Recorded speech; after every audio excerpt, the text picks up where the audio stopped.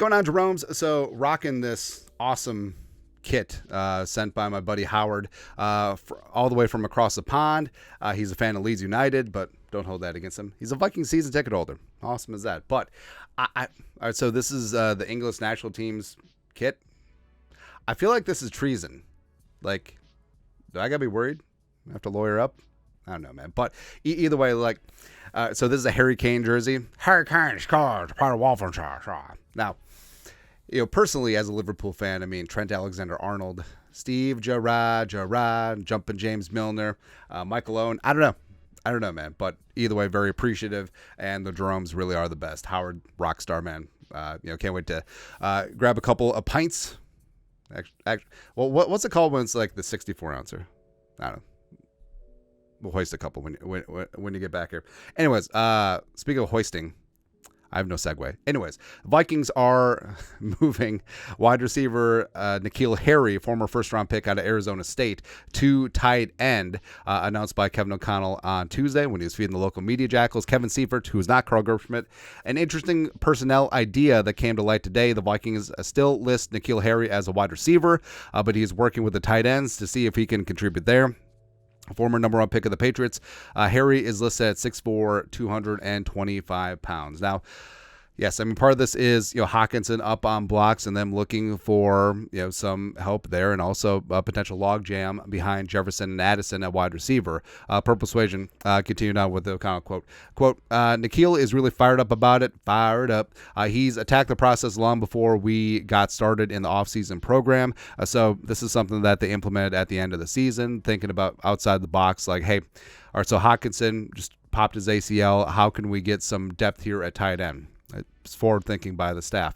But you're hoping to see the receiving traits kind of lead the way early on, and they'll get a little bit more comfortable in maybe having their hand down, being a part of run schemes, the different kind of run schemes that we're implementing, and N'Keal has shown that. Connell goes on. His route ability, his ability to be explosive in contested catches, different variations where we're hoping we're really developing even at this stage of his career. A position change is always unique. We're hoping we're developing a guy that can grow into a real weapon, red zone weapon with his skill set. And I feel like OTAs mandatory minicamp is when you have running backs lining up as a slot receiver. You have wide receivers that haven't worked out, but big body guys moving to tight end. I feel like this is the time of year to do it. And N'Keal, I said, like, Kwesi loves the high draft pedigree guys, the mama I can change him. But N'Keal, 2019 first-round pick, number 32 overall by the Patriots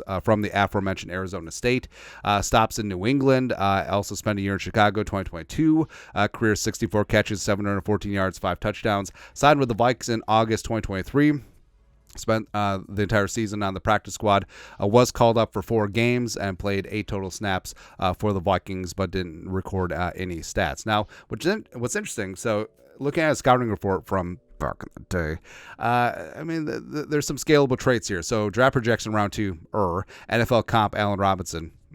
Overview: back shoulder boss who thrives with contested catch opportunities outside the numbers, but lacks explosive traits. Harry's ability to body up opponents and win with ball skills is undeniable, but his inability to find a threatening top gear or shake loose from a tight man coverage must be accounted for within his new employer scheme. So that basically sounds like a tight end.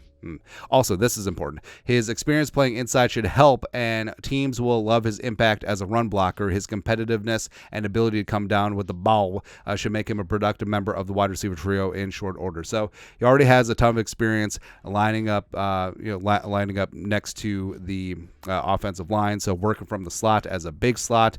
Now, I mean, you can basically just kick him inside. You can put his hand in the dirt, and he does have experience playing inside, so you are working against edge rushers. You are hitting that edge rusher, the outside linebacker, with a chip before you get out into your route. He is accustomed to tight run blocking. So I mean, there's a lot to work with in this spot. And also, I mean, you look at the Vikings depth chart and you hear the glowing reports. So Brandon Powell looking good. Obviously, Kevin O'Connell and company love him. I think that he could have an inside track to have the most snaps behind Jefferson and Addison.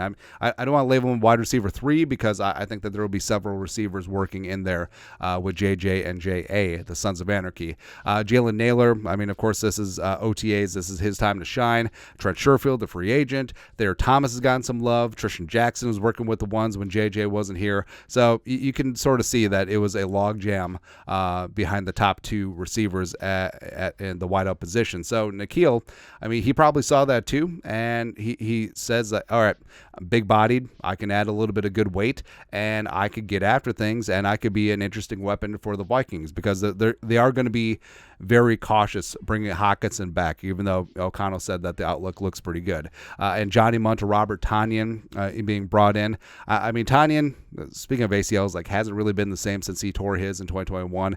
Johnny Munt filled in a lot of the receiving role last season after Hockenson got hurt, and he was a priority this offseason to be brought back. Actually got kind of a decent contract too. Josh Oliver is more of a blocking tight end. So I think that N'Keal, I mean, competing with UDFA Trey Knox, former 7th round pick Nick Muse, your company's computer guy, the international pathway player, Samus Reyes. I think that he potentially could get a little something going where I'm not ready to say that he's going to make the 53, but could he be practice squad plus, maybe called up in a couple of games and maybe add an interesting wrinkle to the Vikings passing game? Sure. I mean, yes, he does have some blocking skills. Yes, he could play on the inside. Yes, he could be a red zone weapon. Yes, he is great in contested catch back shoulder spots. And I think that his true potential hasn't quite been unlocked yet. And maybe it's because the Patriots and the Bears didn't use him properly. And maybe this is going to be his niche and role in the NFL. I guess we'll find out here as OTAs, mandatory minicamp roll along as we get into training camp, etc. But your thoughts are thoughts. Vikings are moving receiver N'Keal Harry, former first-round pick, to tight end.